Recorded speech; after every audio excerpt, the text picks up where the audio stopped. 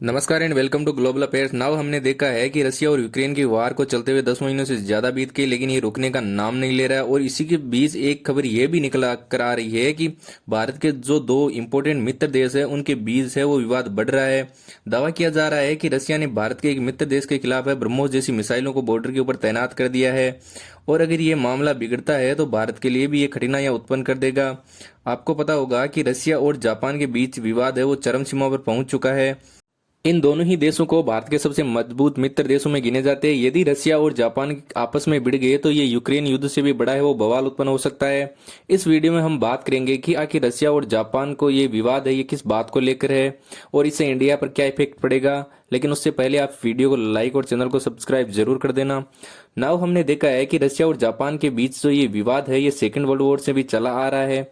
दोनों देशों के बीच कुरिल द्वीप को लेकर विवाद बना हुआ है। द्वितीय विश्व युद्ध के दौरान रशिया ने इस द्वीप को कब्जा लिया था, लेकिन जापान आज भी यह क्लेम करता है कि ये द्वीप है वो आज भी जापान का है। और इस द्वीप को लेकर सेकेंड वर्ल्ड वॉर से ही दोनों देशों के बीच संबंध है वो तनावपूर्ण बने हुए हैं।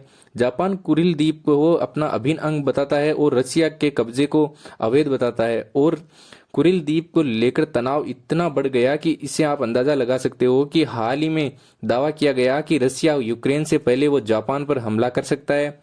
नव अब आपको पता होगा कि पिछले कुछ दिनों में जापान ने यूरोपियन यूनियन के साथ मिलकर रशिया पर बहुत सारे सैंक्शन लगा दिए। और इन सब से परेशान होकर रशिया ने अपनी ब्रह्मोस मिसाइल को वो कुरिल द्वीप के ऊपर है वो तैनात कर दिया। और यह कह रहा है कि अगर अब जापान ने कुरिल द्वीप के ऊपर कुछ इंटरफेयर किया तो इसका खामियाजा भुगतने के लिए जापान तैयार रहे। और इन सब से भारत की दुविधा वो बढ़ती जा रही है। दोनों ही देश भारत के लिए बहुत ही इंपॉर्टेंट है। आपको बता दूं कि हाल ही में जापान ने भारत के अंदर $42 बिलियन का इन्वेस्टमेंट करने की बात कही है। और चीन को रोकने के लिए भी जापान है वो भारत के लिए बहुत ही इंपॉर्टेंट है। लेकिन दूसरी तरफ हम रशिया की बात करें तो भारत के लिए ये भी बहुत इंपॉर्टेंट है। रशिया यूक्रेन वॉर के टाइम आपने देखा होगा और पूरी दुनिया ने भी देखा है कि भारत और रशिया की मित्रता है वो कैसी है। और रशिया के हथियारों के ऊपर भी भारत काफी हद तक है वो निर्भर है। अब अगर दोनों ही देशों के बीच है वो विवाद बढ़ता है तो यह भारत की विदेश नीति के लिए यूक्रेन युद्ध से भी ज्यादा पेचीदा मामला हो जाएगा।